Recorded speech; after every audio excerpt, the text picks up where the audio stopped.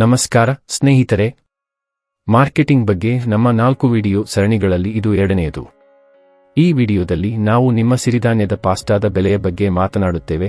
ಇದು ಮೊದಲ ಬಾರಿಗೆ ಮಾರುಕಟ್ಟೆಗೆ ಪ್ರವೇಶಿಸಲು ನಿರ್ಣಾಯಕವಾಗಿದೆ. ಸಿರಿಧಾನ್ಯಗಳ ಪಾಸ್ಟಾ ತಯಾರಕರು ತಮ್ಮ ಉತ್ಪನ್ನಗಳಿಗೆ ಹೇಗೆ ಬೆಲೆ ನಿಗದಿಪಡಿಸಿದ್ದಾರೆ ಎಂಬುದನ್ನು ನೋಡೋಣ. ಬೆಲೆಗಳಲ್ಲಿನ ವ್ಯಾಪಕ ವ್ಯತ್ಯಾಸವನ್ನು ನೀವು ಗಮನಿಸಿದ್ದೀರಾ? ಕೆಲವು ಆಟಗಾರರು ಪ್ರೀಮಿಯಂ ಬೆಲೆಯನ್ನು ಏಕೆ ಪಡೆಯಬಹುದು ಮತ್ತು ಇತರರು ತುಂಬಾ ಕಡಿಮೆ ಶುಲ್ಕವನ್ನು ಏಕೆ ವಿಧಿಸಬಹುದು? ಈ ವಿಡಿಯೋದ ಕೊನೆಯಲ್ಲಿ ಈ ಆಟಗಾರರು ಏಕೆ ವಿಭಿನ್ನವಾಗಿ ಬೆಲೆ ನಿಗದಿಪಡಿಸುತ್ತಾರೆ ಮತ್ತು ನಿಮ್ಮ ಉತ್ಪನ್ನಕ್ಕೆ ನೀವು ಹೇಗೆ ಬೆಲೆ ನಿಗದಿಪಡಿಸಬೇಕು ಎಂಬುದನ್ನು ನೀವು ಅರ್ಥಮಾಡಿಕೊಳ್ಳುತ್ತೀರಿ. ಸಾಮಾನ್ಯವಾಗಿ ಬಳಸುವ 2 ಪ್ರಮುಖ ಬೆಲೆ ತಂತ್ರಗಳೆಂದರೆ ವೆಚ್ಚ ಮತ್ತು ಬೆಲೆ ಮತ್ತು ಮೌಲ್ಯ ಆಧಾರಿತ ಬೆಲೆ. ಮೊದಲನೆಯದಾಗಿ ಕಾಸ್ಟ್ ಪ್ಲಸ್ ಪ್ರೈಸಿಂಗ್.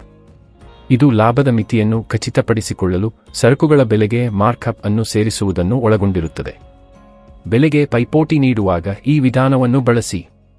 ಉತ್ತಮ ಗುಣಮಟ್ಟ, ವಿನ್ಯಾಸ, ಸ್ವಚ್ಛತೆ, ಫಿನಿಶಿಂಗ್, ಪ್ಯಾಕೇಜಿಂಗ್ನಂತಹ ಇತರ ಅಂಶಗಳನ್ನು ನಿಮ್ಮ ಪ್ರತಿಸ್ಪರ್ಧಿಗಳಂತೆಯೇ ಇಟ್ಟುಕೊಂಡು ಬೆಲೆ ಅತ್ಯಂತ ಪ್ರಮುಖ ಅಂಶವಾಗಿರುವ ಬೆಲೆ ಸೂಕ್ಷ್ಮ ಸಾಮೂಹಿಕ ಮಾರುಕಟ್ಟೆಗೆ ಮಾರಾಟ ಮಾಡಲು ಇದು ಸೂಕ್ತವಾಗಿದೆ.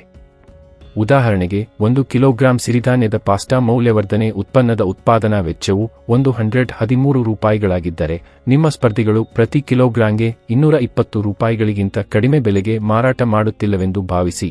ನೀವು ನಿಮ್ಮ ಬೆಲೆಯನ್ನು ಪ್ರತಿ ಕಿಲೋಗ್ರಾಂಗೆ 40 ರಿಂದ 50% ಅಂಚಿನಲ್ಲಿ, ಅಂದರೆ $220 ನಿಗದಿಪಡಿಸಬಹುದು. ಎರಡನೆಯದಾಗಿ ಮೌಲ್ಯ ಆಧಾರಿತ ಬೆಲೆ ನಿಗದಿ. ಈ ಕಾರ್ಯತಂತ್ರವು ಉತ್ಪನ್ನದ ಬೆಲೆಯ ಬದಲು ಗ್ರಾಹಕರಿಗೆ ಗ್ರಹಿಸಿದ ಮೌಲ್ಯದ ಆಧಾರದ ಮೇಲೆ ಬೆಲೆಗಳನ್ನು ನಿಗದಿಪಡಿಸುತ್ತದೆ. ಬೆಲೆ ಉತ್ತಮ ಗುಣಮಟ್ಟ, ವಿನ್ಯಾಸ, ರುಚಿ, ಫಿನಿಶಿಂಗ್ ಮತ್ತು ಪ್ಯಾಕೇಜಿಂಗ್ ಅನ್ನು ಹೊರತುಪಡಿಸಿ ಇತರ ಅಂಶಗಳ ಮೇಲೆ ಸ್ಪರ್ಧಿಸುವಾಗ ಈ ವಿಧಾನವನ್ನು ಬಳಸಿ.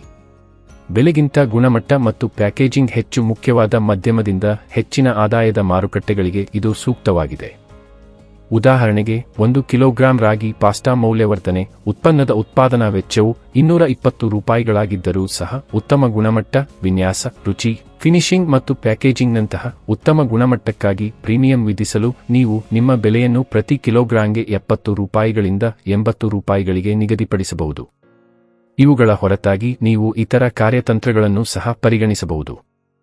ಆರಂಭದಲ್ಲಿ ಗ್ರಾಹಕರನ್ನು ಆಕರ್ಷಿಸಲು ಮತ್ತು ಮಾರುಕಟ್ಟೆ ಪಾಲನ್ನು ಪಡೆಯಲು ಕಡಿಮೆ ಬೆಲೆಗಳನ್ನು ನಿಗದಿಪಡಿಸಿ, ನಂತರ ಕ್ರಮೇಣ ಬೆಲೆಯನ್ನು ಹೆಚ್ಚಿಸಿ.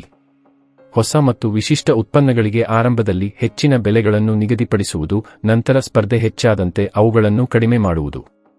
ಒಂದು ಉತ್ಪನ್ನವನ್ನು ಅಗ್ಗವಾಗಿ ಕಾಣುವಂತೆ ಮಾಡಲು $100 ಬದಲಿಗೆ $99 ನಿಗದಿಪಡಿಸುವಂತಹ ಮಾನಸಿಕ ಬೆಲೆಯನ್ನು ಬಳಸುವುದು. ಹಲವಾರು ಉತ್ಪನ್ನಗಳನ್ನು ಒಟ್ಟುಗೂಡಿಸುವುದು ಮತ್ತು ಪ್ರತಿ ಉತ್ಪನ್ನವನ್ನು ಪ್ರತ್ಯೇಕವಾಗಿ ಖರೀದಿಸಿದ್ದಕ್ಕಿಂತ ಕಡಿಮೆ ಬೆಲೆಗೆ ಬಂಡಲ್ ಅನ್ನು ನೀಡುವುದು. ಪ್ರೀಮಿಯಂ ಗುಣಮಟ್ಟ ಅಥವಾ ಪ್ರತ್ಯೇಕತೆಯನ್ನು ಸೂಚಿಸಲು ಸ್ಪರ್ಧಿಗಳಿಗಿಂತ ಹೆಚ್ಚಿನ ಬೆಲೆಗಳನ್ನು ನಿಗದಿಪಡಿಸುವುದು. ಮಾರುಕಟ್ಟೆಯ ಬೇಡಿಕೆ, ಸ್ಪರ್ಧೆ ಮತ್ತು ಇತರ ಬಾಹ್ಯ ಅಂಶಗಳ ಆಧಾರದ ಮೇಲೆ ಬೆಲೆಗಳನ್ನು ನಿರಂತರವಾಗಿ ಸರಿಹೊಂದಿಸುವುದು. ಮುಂದೆ ನಿಮ್ಮ ಮೊದಲ ಮೂಲಮಾದರಿಯನ್ನು ಸಿದ್ಧಪಡಿಸಿಕೊಳ್ಳಿ ಮತ್ತು ನಿಮ್ಮ ಸಂಭಾವ್ಯ ಗ್ರಾಹಕರು ನಿಮ್ಮ ಉತ್ಪನ್ನಕ್ಕೆ ಎಷ್ಟು ಪಾವತಿಸಲು ಸಿದ್ಧರಿದ್ದಾರೆ ಎಂದು ಕೇಳಿ. All the best. ವೀಕ್ಷಿಸಿದ್ದಕ್ಕಾಗಿ ಧನ್ಯವಾದಗಳು. ಹೆಚ್ಚಿನ ವಿಡಿಯೋಗಳಿಗಾಗಿ ವ್ಯಾಪಾರ್ ಕೋಚ್ ಚಾನೆಲ್ಗೆ ಚಂದಾದಾರರಾಗಿ.